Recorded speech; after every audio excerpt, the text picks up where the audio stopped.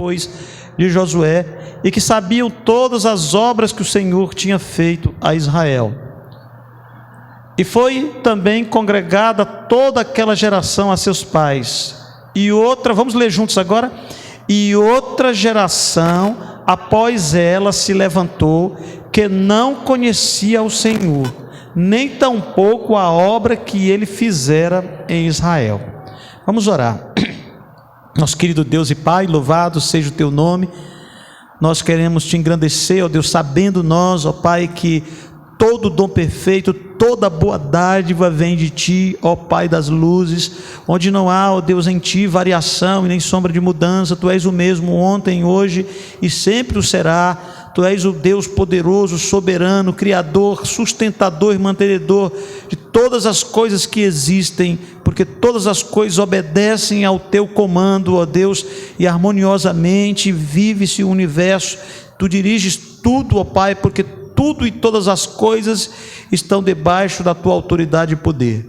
Pedimos agora que Teu Espírito Santo esteja nos conduzindo nesse momento de reflexão na Tua palavra, para que possamos aprender, ó Pai, transmitir o conhecimento e a sabedoria que temos recebido de Ti, para que gerações futuras também possam continuar carregando esta mesma bandeira, em nome de Jesus. Amém.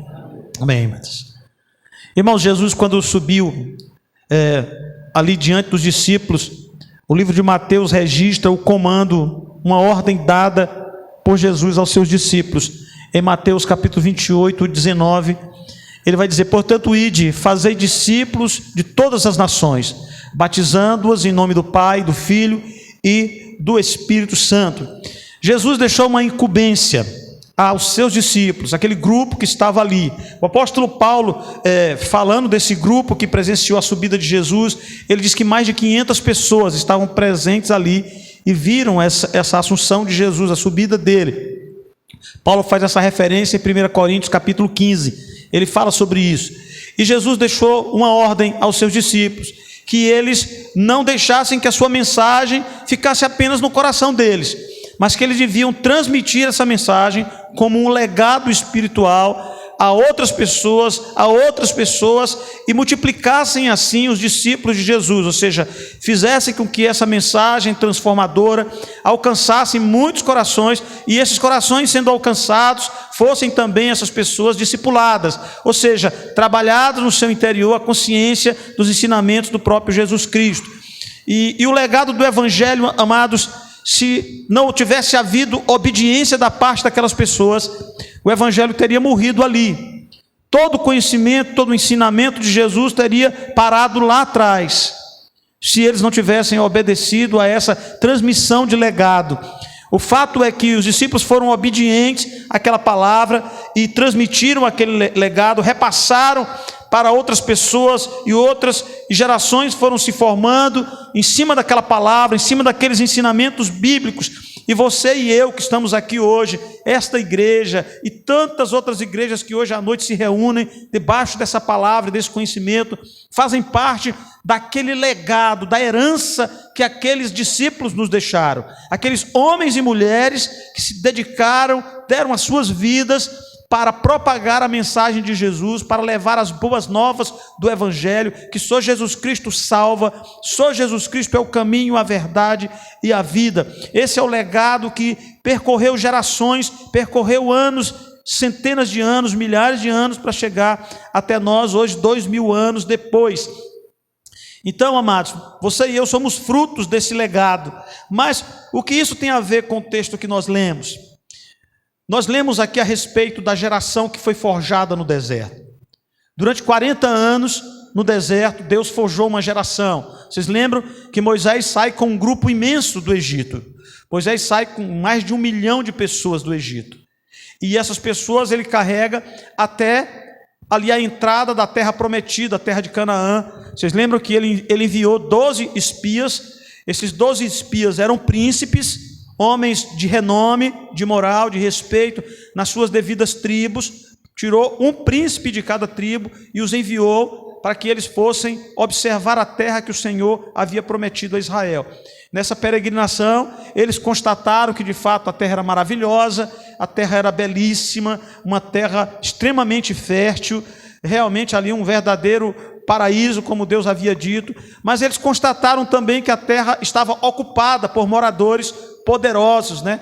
Cidades com grandes muralhas, homens gigantescos com mais de 2 metros de altura, eram chamados Enaquins ou Refaíns, que eram homens de grande estatura, chegando aí a 3 metros, realmente homens muito grandes, e aquilo assustou a maioria dos homens, dos príncipes que foram a Israel. Somente 2 desses homens, Calebe e Josué, fincaram o pé e enalteceram a terra, falaram da terra com os olhos de quem estava maravilhado, e disse: de fato, Deus nos deu essa terra. Mas os 10 outros espias disseram que não poderiam entrar naquela terra por conta do povo muito forte que havia na terra. Aquilo amedrontou a nação, e o povo então, desesperado, não obedeceu ao Senhor, não foi na ordem do Senhor. Então Deus deu a eles uma punição. Deus disse que para cada dia que eles passaram dentro daquela terra, eles pagariam 1 ano fora dela, como pena. Então foram 40 dias espiando a terra, e aí se transformou em 40 anos que eles peregrinaram no deserto. Ali não foi mais permitido que eles entrassem na terra até que se cumprisse esses 40 anos. E durante esses 40 anos, Deus fez com que todos aqueles que tinham acima de 20 anos ali morressem. O que ficou viva foi toda a geração das crianças, e aqueles que tinham até 20 anos sobreviveram. Então 40 anos depois nós temos aqui uma geração totalmente renovada, transformada, uma geração forjada no deserto, uma geração forjada debaixo de grandes batalhas.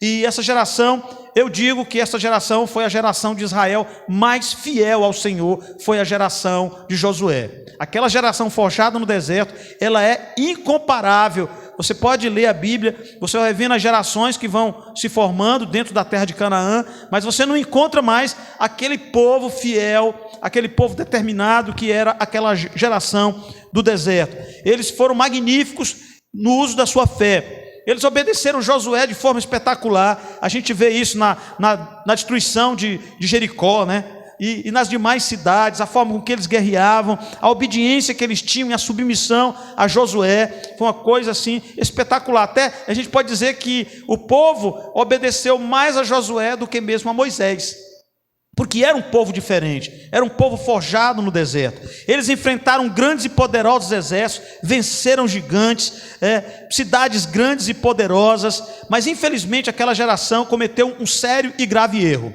Eles foram omissos naquilo que eles não poderiam ter sido omissos. Eles se omitiram na transferência de valores para a geração que se seguiu.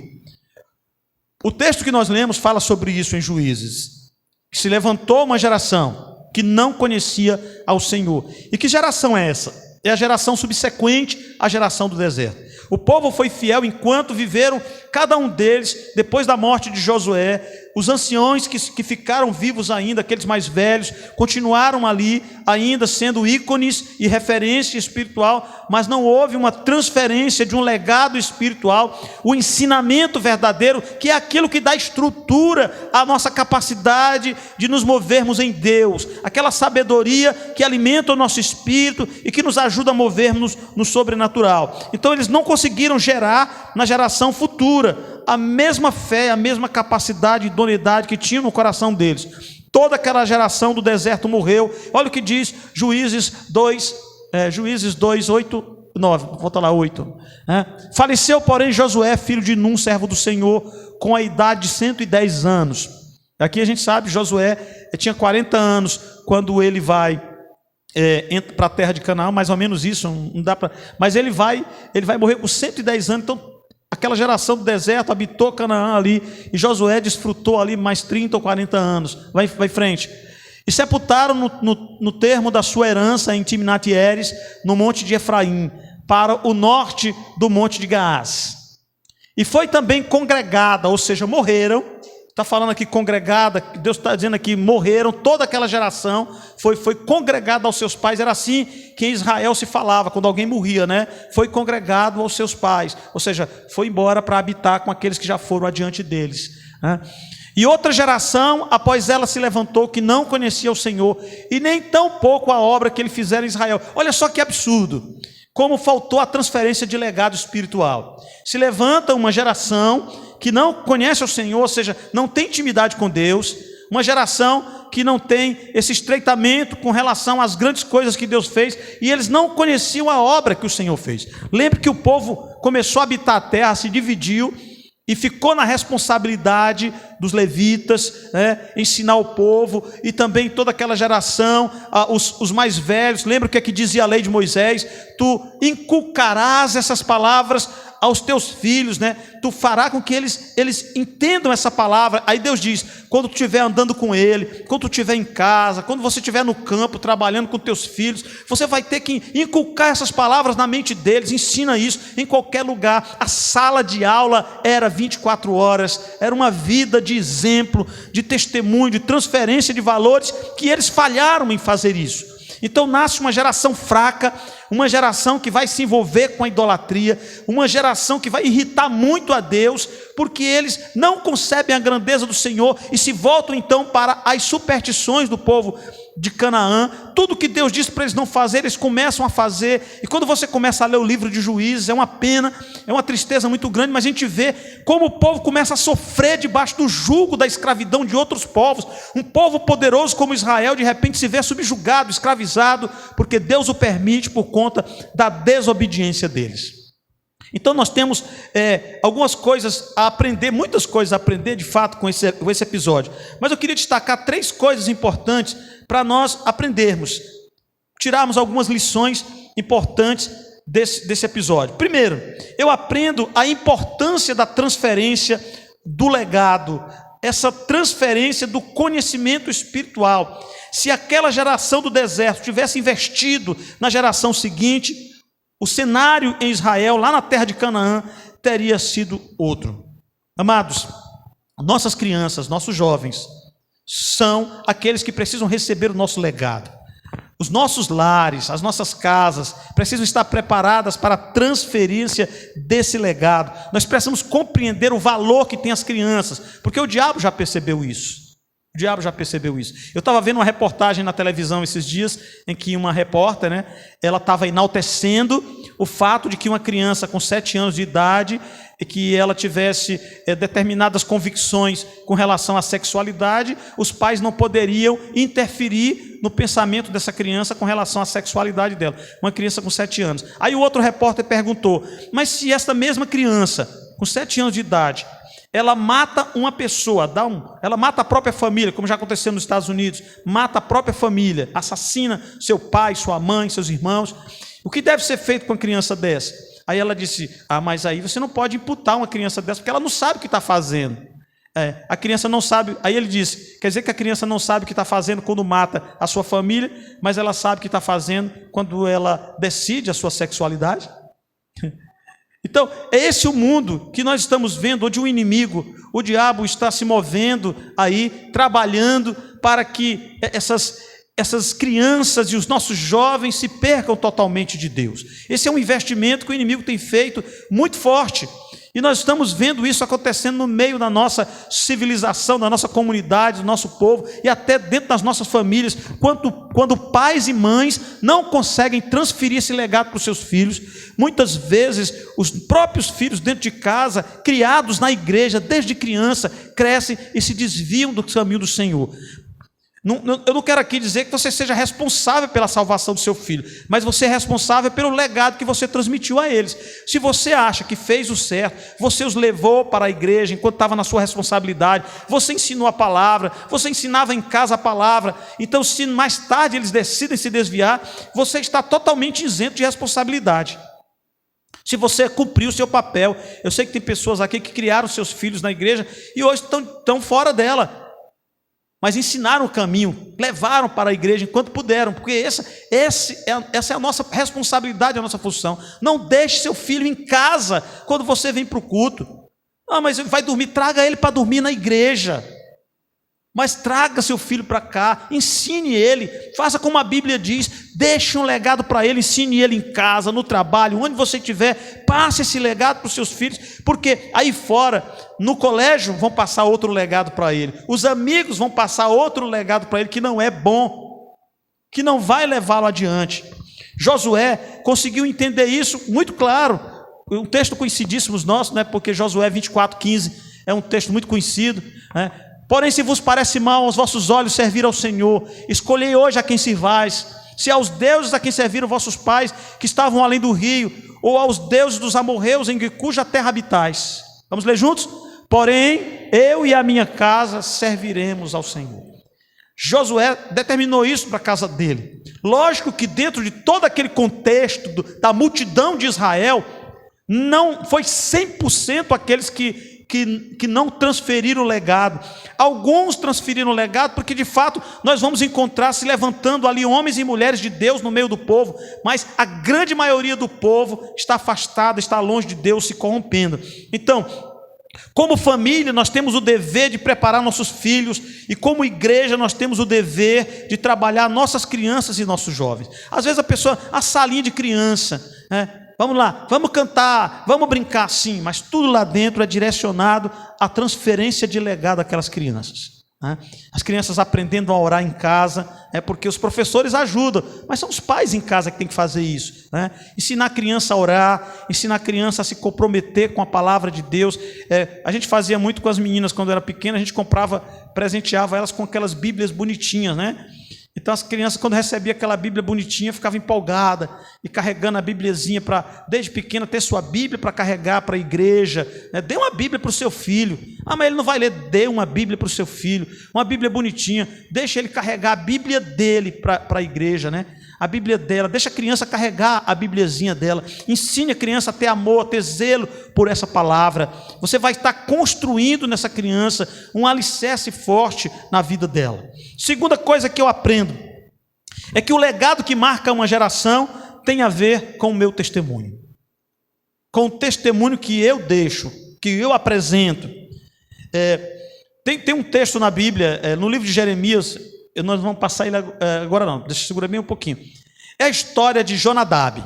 Jonadab é um cara muito interessante. Jonadab fez uma aliança diante de Deus, em que Jonadab disse: olha, eu nunca eu vou beber, nunca eu vou tomar nenhuma bebida alcoólica, e não vou também me aproximar dessa fruta que se faz a bebida. Ele diz: eu não vou, nem eu nem minha família vamos plantar videiras, nós não vamos ter lagares, nós não vamos morar em casas fixas, nós vamos continuar morando em tendas, e nós não vamos beber vinho nunca na nossa vida. Passou-se muitos e muitos anos dessa aliança que Jonadab fez diante do Senhor, comprometendo toda a sua família. E passado muitos anos, no ministério de Jeremias, Deus fala ao profeta Jeremias e vai dizer para ele: olha, pega os filhos de Jonadab, manda trazer a família deles, os filhos dele para vir, convida eles para um banquete. O profeta convidou, eles vieram. Quando eles chegaram, Deus disse: agora põe bebida na presença deles e manda eles beberem. O profeta do Senhor, Jeremias, o homem com autoridade espiritual, a maior autoridade espiritual, respeitadíssimo naquela época, colocou ele mesmo bebida na presença dos descendentes de Jonadab e mandou que eles bebessem. Jeremias capítulo 35, verso 14. As palavras de Jonadab, filho de Recabe, que ordenou a seus filhos que não bebessem vinhos, foram guardadas, pois não beberam até esse dia, antes obedeceram o mandamento de seu pai. A mim, porém, que vos tenho falado, madrugando e falando, não me ouviste. Deus usa a fidelidade dos descendentes, o testemunho dos descendentes de Jonadab, para dar uma lição ao povo de Israel. Porque na hora que Jeremias mandou que eles bebessem, o líder deles se levantou e disse: olha, nós não fazemos isso. O nosso pai Jonadab fez uma promessa diante de Deus, nós não a quebramos até hoje e nem vamos quebrá-la. Então Deus vai dizer depois, Deus diz: olha, por essa fidelidade dos recabitas, né, como eles eram chamados, por a fidelidade deles, eu afirmo a vocês, nunca faltará à família de Jonadab um descendente. Deus disse: eu vou abençoar esse povo por conta da fidelidade que eles têm. O testemunho dado ali, impactante, aquele testemunho que Deus usa como exemplo.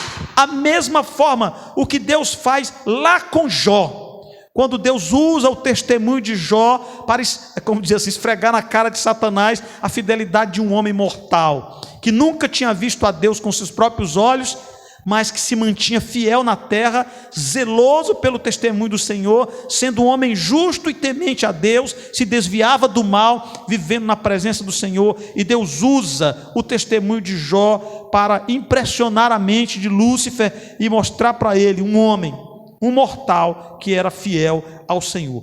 O que nós temos aqui diante de nós? Nós precisamos de homens e mulheres que vivam uma vida santa, comprometida com Deus. Isso será o nosso legado para as próximas gerações. Nós não podemos fazer, como Tiago disse, um evangelho só de palavras. Irmãos, ele diz, nós não podemos somente professar a palavra de Deus, nós temos que obedecê-la. Lembrando que é a ordem de Jesus, e ele diz, e ele usa a obediência como realmente um testemunho de amor a ele. Ele diz: aquele que tem meus mandamentos e os guarda, esse é o que me ama, Não sejamos apenas ouvintes da palavra, diz Tiago, mas praticantes dela, Nós não podemos amar somente de palavras, mas devemos também amar com o nosso trabalho, com o nosso empenho, com o nosso testemunho. A maior marca que nós podemos deixar em qualquer lugar onde nós andarmos é o nosso testemunho de fidelidade ao nosso Deus. Sermos pessoas que não andam devendo por aí, Gente tida como caloteira. Antigamente, quando você falava que era um servo de Deus, todas as portas se abriam. Não, eu sou um crente. Não, crente é fiel. Hoje, se fecha, lhe prejudica mais ainda. Está falando de um pastor que ele foi fazer um cadastro para um carro. Estava tudo caminhando bem, até que ele disse que era pastor. Quando ele disse que era pastor, o cadastro caiu por terra. E aí ficou impossível dele comprar um carro, porque ninguém acredita mais nos servos de Deus, por quanto se infiltraram no nosso meio muitos falsos cristãos, muitos falsos profetas, gente que acha que a palavra de Deus é fonte de lucro e que tem entrado no nosso meio para se dar bem e tem dado um péssimo testemunho. Mas, amados, esse resgate do testemunho fiel só pode ser dado por cada um de nós na nossa vida. Nós não podemos olhar para a vida do outro e cobrar do outro um testemunho. Nós temos que cobrar de nós mesmos um testemunho fiel. Como nós estamos vivendo isso? Eu estava falando hoje pela manhã na sala de novos e mostrando, nós temos três disciplinas espirituais que elas não podem de maneira nenhuma ser abandonadas por nós, que é a leitura da palavra, a oração e a comunhão da igreja. Tem muitas outras disciplinas, mas essas são essenciais. Se eu leio a Bíblia e eu não oro, mas eu vou à igreja, minha vida não está completa. Se eu vou à igreja, mas eu não oro nem leio a Bíblia, está incompleta. Se eu digo que sou crente na minha casa, lá eu leio a Bíblia e oro, também eu estou errado. Nós precisamos ter um testemunho fiel, Muitas vezes, eu estava vendo algumas antigamente, a gente já vê isso também, principalmente em cidade pequena, crentes que ficam de igreja em igreja, igreja. Aí as pessoas do mundo dizem: mas fulano não era da igreja tal, agora já está na igreja tal, mas ele também já frequentou a igreja tal. O que é que todas as igrejas estão erradas? Esse indivíduo é o mais certo do mundo? Isso não é um testemunho que nós devemos dar.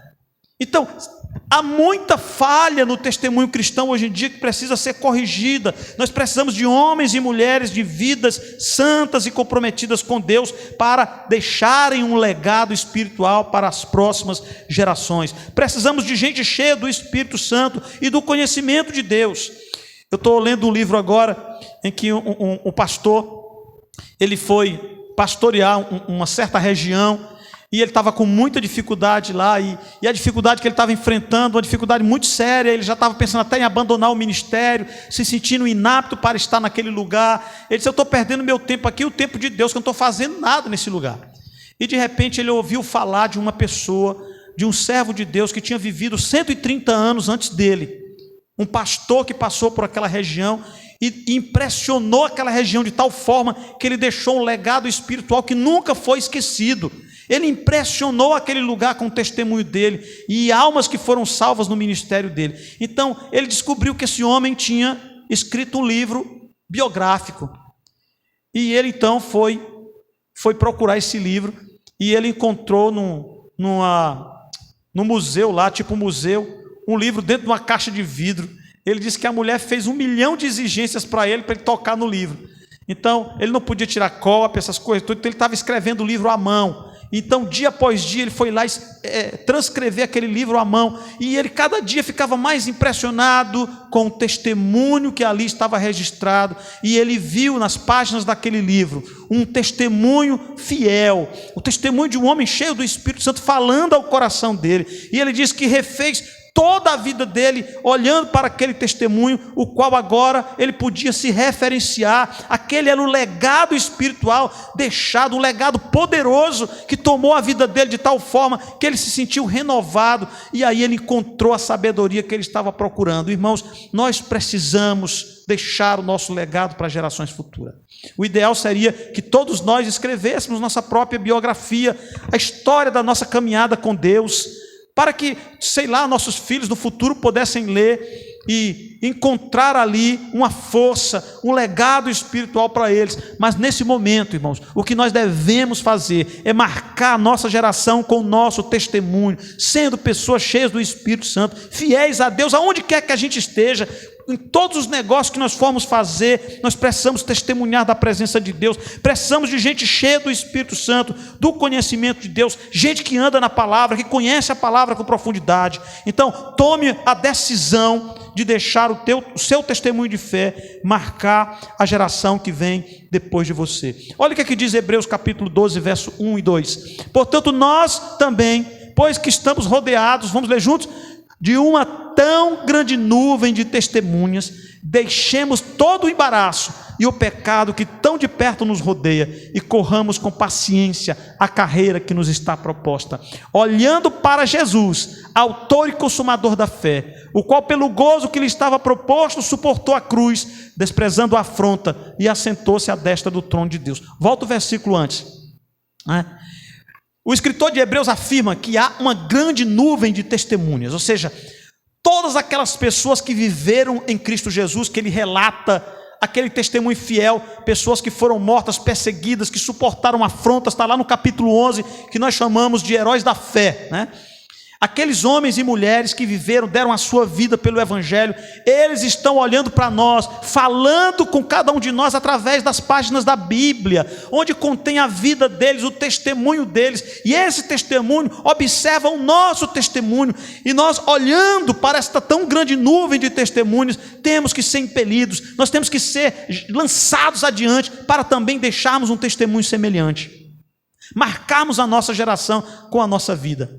Não sermos medíocres na nossa vivência espiritual, seja no colégio, seja no trabalho, manter um zelo com a nossa aparência, com a nossa vida, com a nossa influência, com as nossas palavras, com a nossa vida em geral, para podermos marcar a geração.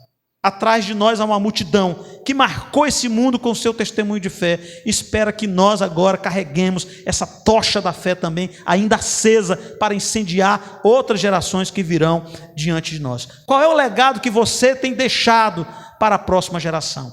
Você é uma pessoa cheia do Espírito Santo, você é uma pessoa fiel, seus filhos, seus netos mais tarde dirão: meu pai, meu avô, meu bisavô era um homem de Deus, um homem que andava com o Senhor, fiel nos negócios dele, não era metido com falcatrua, um cara sério, zeloso pela sua família, andava diante do Senhor e deixou um bom testemunho. Tudo que ele fez marcou a geração dele. E por último, a terceira coisa que eu quero deixar com vocês, espero não me demorar muito, mas vamos lá. Segunda coisa, está em 2 Timóteo 2, de 1 a 2, né? O recado de Paulo a Timóteo: tu, pois, meu filho, fortifica-te na graça que há em Cristo Jesus. Vamos ler juntos? E o que de mim, entre muitas testemunhas ouvistes, confia-o a homens fiéis, que sejam idôneos para também ensinarem a outros. Eu quero chamar esse tópico de aprenda e ensine. Aprenda e ensine. Seja um aprendiz constante, seja um aprendiz eterno, seja alguém que vive nessa vida para aprender. Nunca relaxe, nunca se sinta cheio, seja sempre alguém carente, necessitado do conhecimento e da graça de Deus, porque é infinito esse conhecimento. Aprenda e repasse. Era esse o conselho que Paulo estava dando a Timóteo. Agora, Timóteo, eu quero que você faça uma coisa: aquilo que você de mim ouviu, você deve passar a outras pessoas, mas escolhe pessoas que sejam capazes também de levar esse conhecimento adiante. A nossa esperança, o nosso desejo de coração é que as pessoas aprendam, mas que sejam capazes também de ensinar. Que tudo aquilo que nós temos vivido na igreja, os professores de EBD, né, as pregações, os cânticos, todos os ensinos, o que Deus espera de nós é que a gente repasse esse legado, que a gente deixe isso com alguém, que o nosso testemunho alcance alguém. Infelizmente, muita gente morre rico e não enriquece ninguém. Por isso que as pessoas dizem que no cemitério é o lugar mais rico que tem, porque lá muita gente morreu rico de conhecimento e não transferiu o seu legado. Eu vi uma vez uma pessoa disse para mim, né? Eu disse, mas ela fazia uma determinada coisa, mas disse que não ensinava para ninguém. Não, eu não ensino para ninguém. Não ensinava para ninguém. Por quê? Para que a pessoa aprendendo pudesse tomar o lugar dela. Gente, que idiotice, né? Se você tem qualquer tipo de conhecimento, você precisa transmiti-lo. No ano de 87, eu não era um servo de Deus, não era um crente ainda, mas eu sempre tive essa noção de transferência de conhecimento. Eu fui chamado para abrir uma academia lá no sul do estado, e o rapaz me levou lá, na verdade, para aprender. Ele queria aprender, me ofereceu sociedade, tudo, me fez encher os olhos, eu fui lá, mas quando ele aprendeu tudo que ele precisava aprender, ele me dispensou. E eu não achei errado não, eu entendi o que ele fez. Ele foi covarde comigo, foi porque ele mentiu, né? Mas eu entendi o lado dele, que ele queria ganhar o dinheiro dele sozinho, queria aprender. Mas nem por isso, quando eu percebi que ele estava querendo aprender para me lançar fora, eu não deixei de ensiná-lo. Tudo que ele me perguntava eu respondia. Ué, isso assim, assim, assado. Eu assim, assim, assado. Por que se faz isso assim? É por isso, isso e isso. Eu transferi todo o conhecimento que eu tinha para ele. Tudo que eu tinha aprendido nos cursos que eu tinha feito, eu passei para ele. E ele aprendeu tudo e tocou o trabalho lá depois que eu saí. Mas a gente tem que morrer nessa vida vazio. Nós temos que transferir o nosso legado para a geração futura. Todo o conhecimento e sabedoria que nós recebemos, nós temos que deixá-lo com alguém, nós temos que transferir. Se você faz alguma coisa bem feita, chame alguém para aprender, né? Coloque pessoas, olha, eu sei fazer isso, vamos aprender, é assim que se faz. E muita gente vai aprender o que você está ensinando. Morra vazio, compartilhe tudo. Lembra que Jesus disse lá, que a gente leu, vão e façam o quê?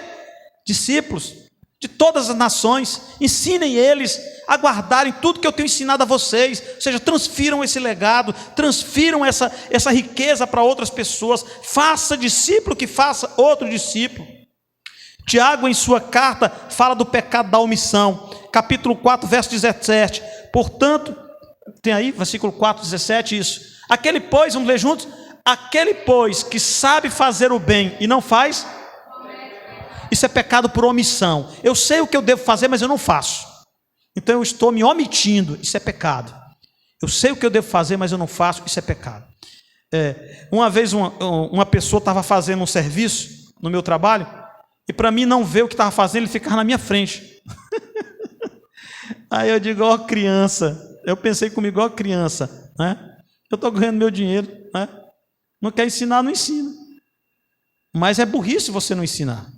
É burrice. Porque se esses músicos aqui, esses meninos que estão tocando aqui hoje, alguém ensinou a eles, alguém transferiu riqueza para eles.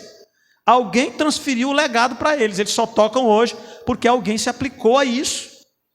Alguém gastou tempo ensinando, né? Transferindo o legado. E é isso que Deus espera de nós. Procure alguém com quem você possa compartilhar o que Deus tem lhe dado. Isso é discipulado. Procure um vizinho, uma vizinha, dê o seu testemunho. Fale das coisas maravilhosas que Deus tem feito na sua vida. Vá compartilhando com alguém o que Deus tem feito por você.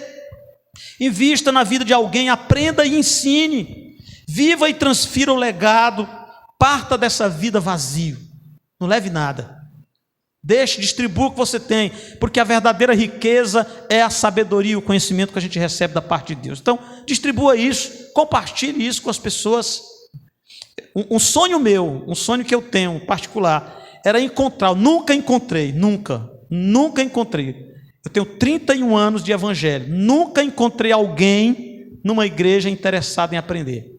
Que realmente buscasse, não pastor, eu queria que você ficasse mais perto, eu queria aprender mais, pastor, me ajude, e se comunicar e dizer, o que é esse texto aqui, o que é isso aqui, nunca encontrei uma pessoa com esse interesse, tentei despertá-lo em muita gente, mas nunca encontrei uma pessoa, porque eu fiz isso, quando eu me converti, eu procurava as pessoas, eu queria estar perto delas. O que quer dizer esse texto? O que é isso aqui? Quando eu fui para o seminário, zanguei demais aquele pastor Robert Bennett. O Robert Bennett, muita curiosidade em mim, eu perguntava, mas pastor, o que quer dizer isso? Ele, você pergunta no céu, lá para Deus, quando você chegar lá, rapazinho. Você fala demais. Eu disse, mas pastor, você não responde nada que a gente pergunta. Ele se irritava comigo, né? Eu fui um aluno muito perguntador, irritei ele muitas vezes. E vocês conheceram o Robert Bennett aqui, que ele andou por aqui também, era um americanozão assim, meio durão, né? E eu irritava ele, porque eu perguntava, pastor, e ele não queria, ele não explicava, ele não queria sair, ele nunca saía do trenzinho dele, né? Ele ensinava só aquilo ali no trenzinho dele, que se você saísse e perguntar alguma coisa, ele não respondia. Aí eu também ficava lá cutucando ele para ele responder, que eu sabia que ele tinha conhecimento. Mas a verdade é essa, morra vazio, transfira o conhecimento, aprenda e ensine, faça a coisa mais importante, seja um imitador de Cristo, que mesmo sendo rico se fez pobre para enriquecer a muitos. Passa aí, 2 Coríntios 8:9, porque já sabeis a graça do nosso Senhor Jesus Cristo, que sendo rico por amor de vós se fez pobre, para que pela sua pobreza nos enriquecesse, né? Ele não quis ser rei, ele não quis ser poderoso, traçou a caminhada dele da forma mais humilde e exemplar que podia ser traçada, para que na sua pobreza pudesse nos enriquecer. No seu conhecimento, a sua maneira de viver, ele nos deixou ricos nessa terra. Isso é que é importante. A ordem é, faça discípulos. Nós temos nas mãos o mais rico tesouro, o legado de vidas que deixaram, o seu testemunho está aqui. Homens e mulheres enriqueceram-se no Senhor e deixaram o seu legado para nós. Nós temos aqui um dos grandes tesouros da humanidade. Talvez se um dia você soubesse assim, tem um livro ali que pode mudar a sua vida.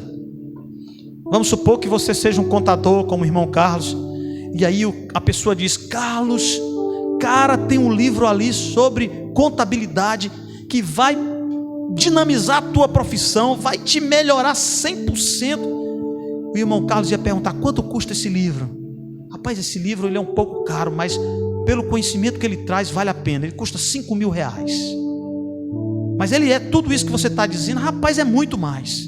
O irmão Carlos com certeza ia pensar e vai valer a pena. Ele ia lá e investia isso.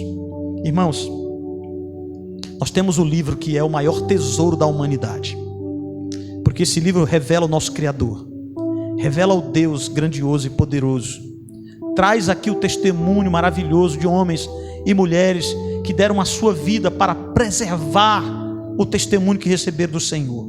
Homens e mulheres dignos de toda aceitação, o seu testemunho está aqui contido nessa palavra.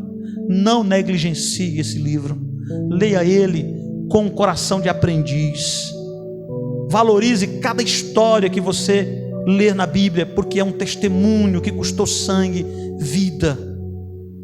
O sofrimento de cada um dos servos de Deus foi para nos enriquecer, para que nós alcançássemos a sabedoria que vem do céu.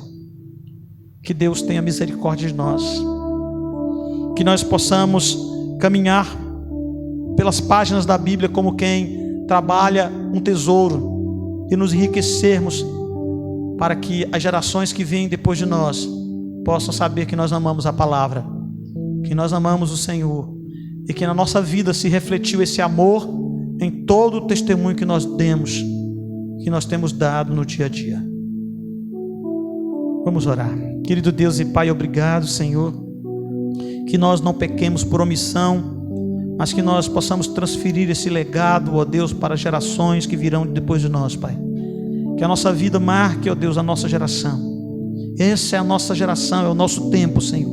Que sejamos zelosos com a oportunidade que recebemos de Ti, Senhor, de nessa geração deixarmos o nosso legado. Abençoa, ó Deus, cada pessoa que está aqui dentro, que tem um dom dado por Ti, Senhor, que ele também saiba transferir esse legado. Abençoa os músicos, que eles também façam outros músicos. Abençoa aqueles que ensinam para que construam outros que também ensinem. Aqueles que estão fazendo, seja lá o que for, Deus, a Teu serviço, que multipliquem isso, discipulando, aprendendo e ensinando. Ó Deus, nos dá um coração sábio na Tua presença. Nos leva daqui cheios de sabedoria, Pai, enriquecidos por Ti. Que nós possamos compartilhar essa riqueza espiritual